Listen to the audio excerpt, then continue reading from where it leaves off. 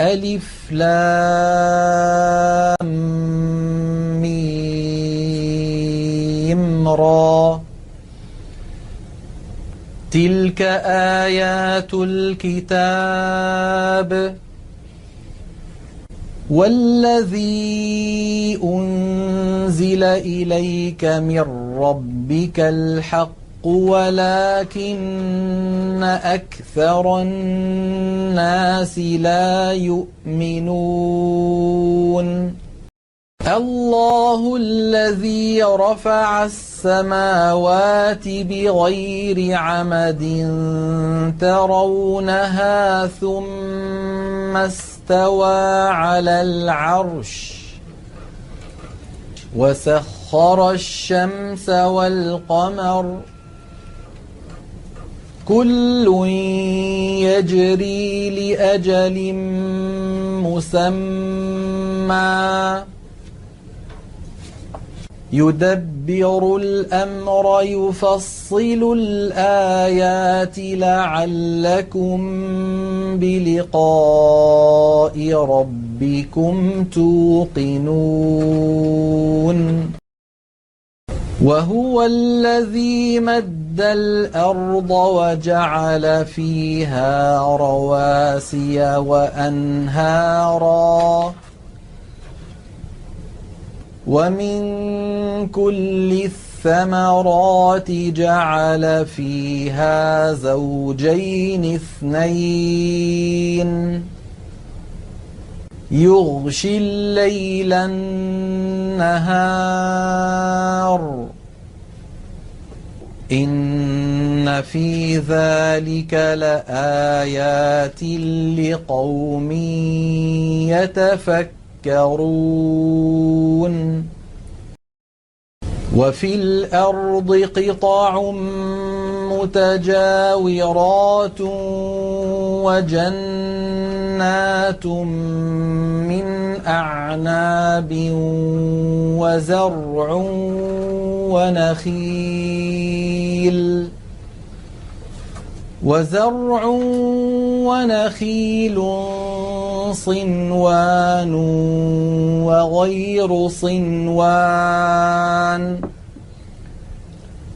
صنوان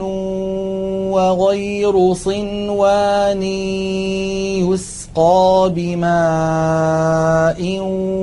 واحد ونفضل بعضها على بعض في الأكل إن في ذلك لآيات لقوم يعقلون وإن تعجب فعجب قولهم أإذا كنا ترابا أإنا لفي خلق جديد أولئك الذين كفروا بربهم وأولئك الأغلال في أعناقهم وأولئك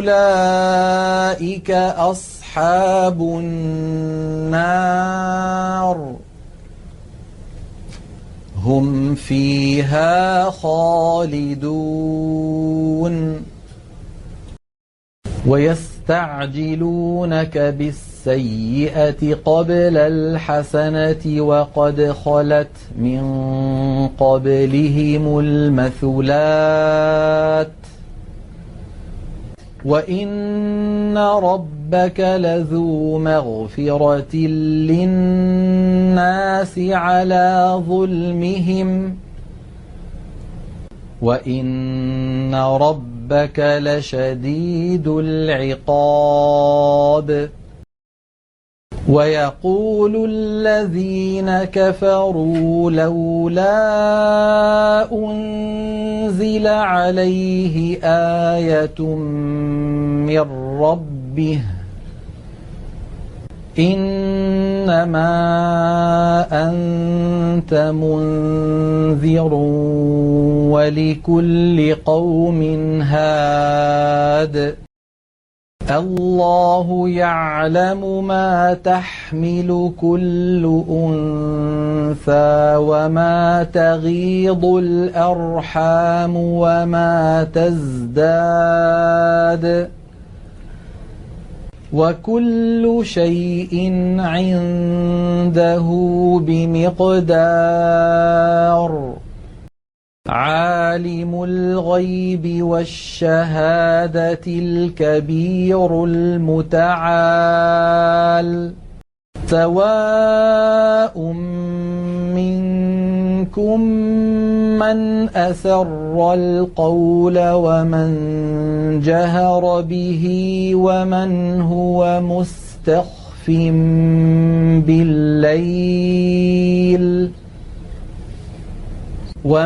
هو مستخف بالليل وسارب بالنهار له معقبات من بين يديه ومن خلفه يحفظونه من أمر الله إن الله لا يغير ما بقوم حتى يغيروا ما بأنفسهم وإذا أراد الله بقوم سوءا فلا مرد له وما لهم من دونه من وال هو الذي يريكم البرق خوفا وطمعا وينشئ السحاب الثقال ويسبح الرعد بحمده والملائكة من خيفته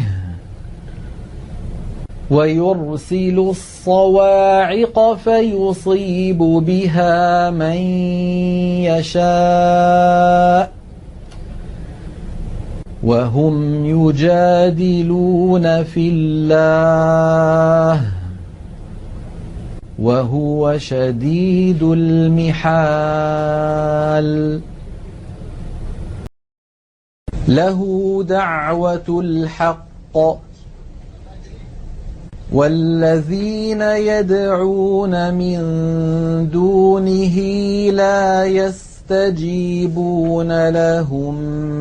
بشيء إلا كباسط كفيه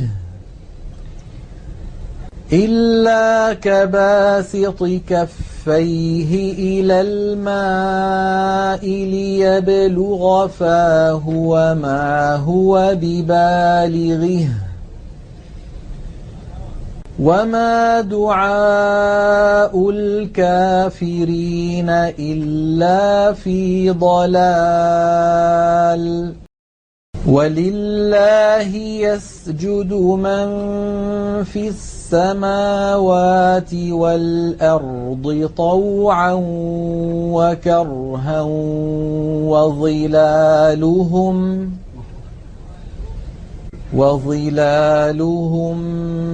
بالغدو والآصال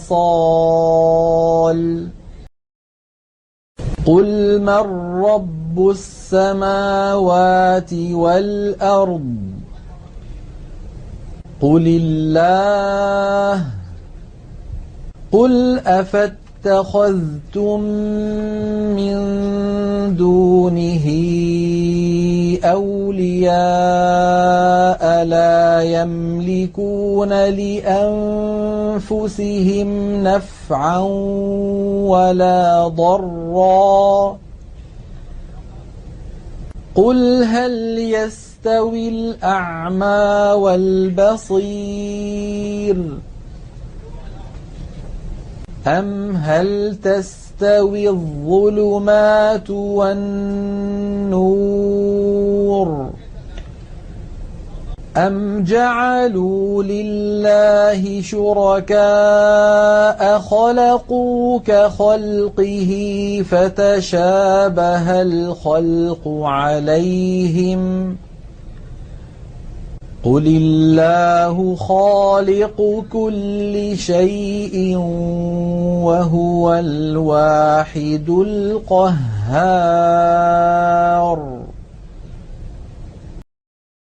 أنزل من السماء ماء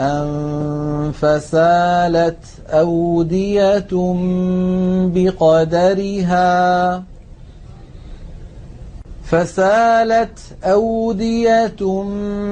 بقدرها فاحتمل السيل زبدا رابيا ومما يوقدون عليه في النار ابتغاء حلية أو متاع زبد مثله كذلك يضرب الله الحق والباطل فأما الزبد فيذهب جفاء وأما ما ينفع الناس فيمكث في الأرض كذلك يضرب الله الأمثال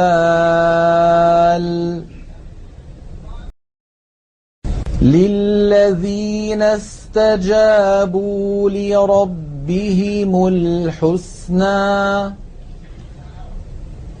والذين لم يستجيبوا له لو أن لهم ما في الأرض جميعا ومثله معه لافتدوا به أولئك لهم سوء الحساب ومأواهم جهنم وبئس المهاد أفمن يعلم أنما أنزل إليك من ربك الحق كمن هو أعمى إنما يتذكر أولو الألباب الذين يوفون بعهد الله ولا ينقضون الميثاق والذين يصلون ما أمر الله به أن يوصل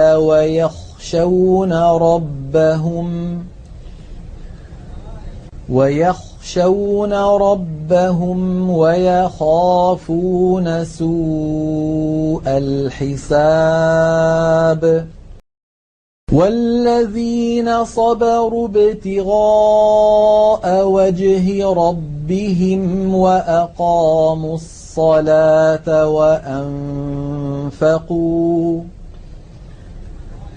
وأنفقوا مما رزقناهم سرا وعلانية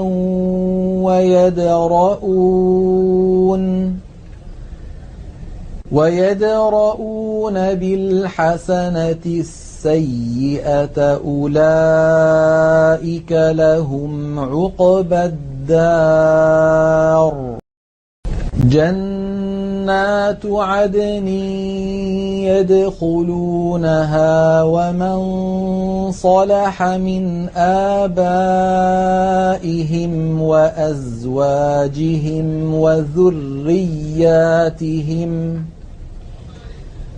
والملائكة يدخلون عليهم من كل باب سلام عليكم بما صبرتم فنعم عقبى الدار. والذين ينقضون عهد الله من بعد ميثاقه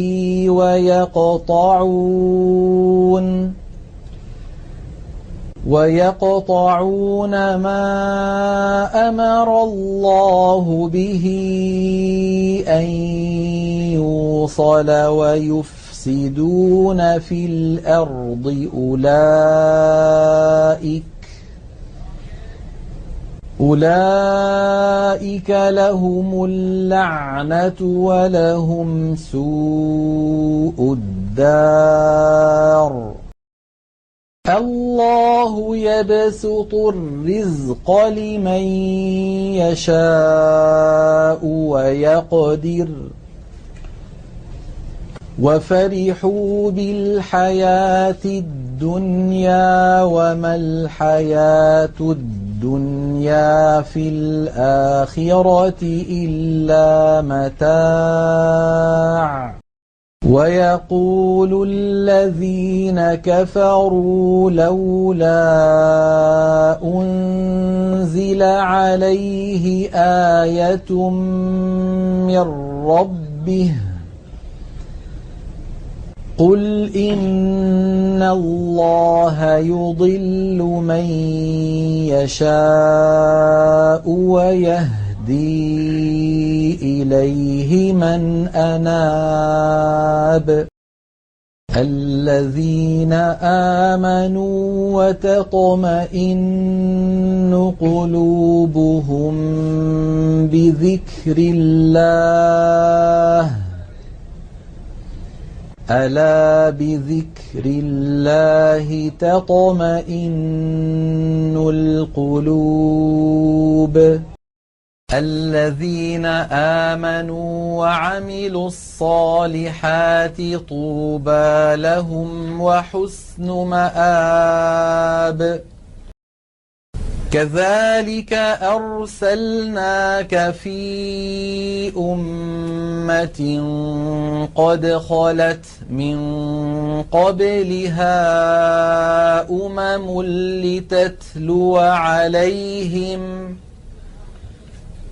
لتتلو عليهم الذي أوحينا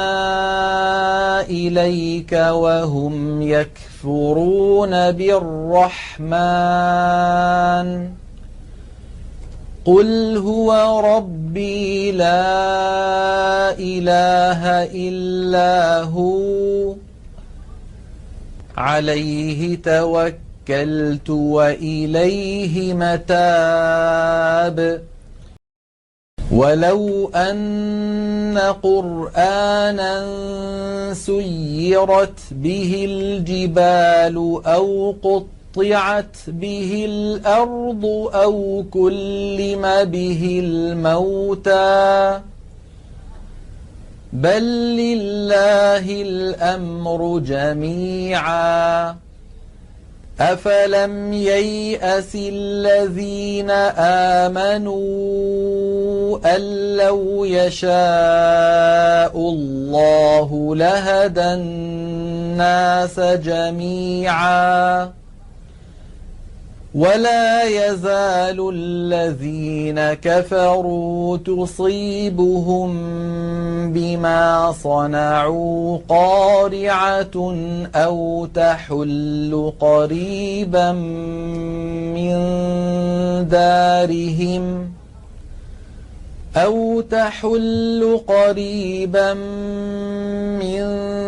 دارهم حتى يأتي وعد الله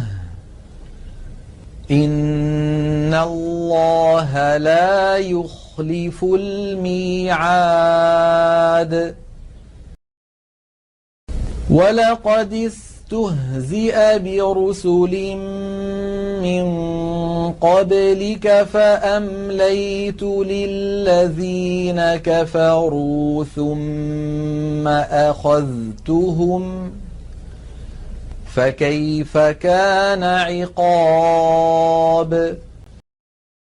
أفمن هو قائم على كل نفس بما كسبت وجعلوا لله شركاء قل سموهم أم تنبئونه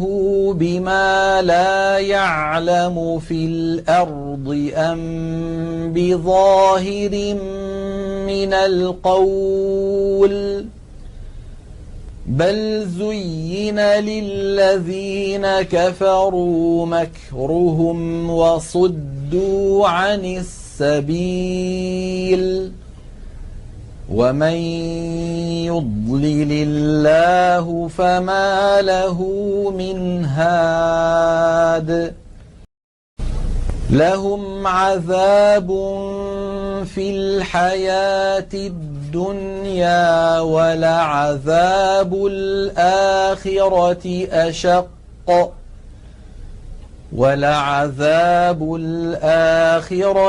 أشق وما لهم من الله من واق مثل الجنة التي وعد المتقون تجري من تحتها الأنهار أكلها دائم وظلها تلك عقبى الذين اتقوا وعقبى الكافرين النار والذين آتيناهم الكتاب يفرحون بما أنزل إليك ومن الأحزاب من ينكر بعضه قل إنما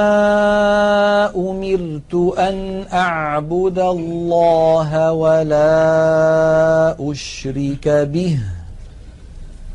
إليه أدعو وإليه مآب وكذلك أنزلناه حكما عربيا ولئن اتبعت أهواءهم بعدما جاءك من العلم ما لك من الله من ولي ولا واق ولقد أرسلنا رسلا من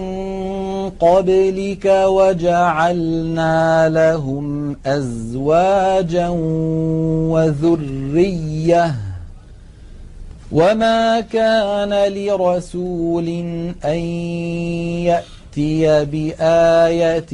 إلا بإذن الله لكل أجل كتاب يمحو الله ما يشاء ويثبت وعنده أم الكتاب وإما نرينك بعض الذي نعدهم أو نتوفينك فإنما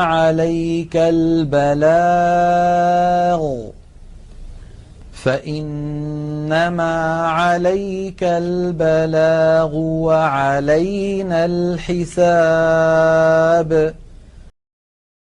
أولم يروا أنا نأتي الأرض ننقصها من أطرافها والله يحكم لا معقب لحكمه وهو سريع الحساب وقد مكر الذين من قبلهم فلله المكر جميعا يعلم ما تكسب كل نفس وسيعلم الكفار لمن عقبى الدار ويقول الذين كفروا لست مرسلا قل كفى بالله شهيدا بيني وبينكم ومن عنده علم الكتاب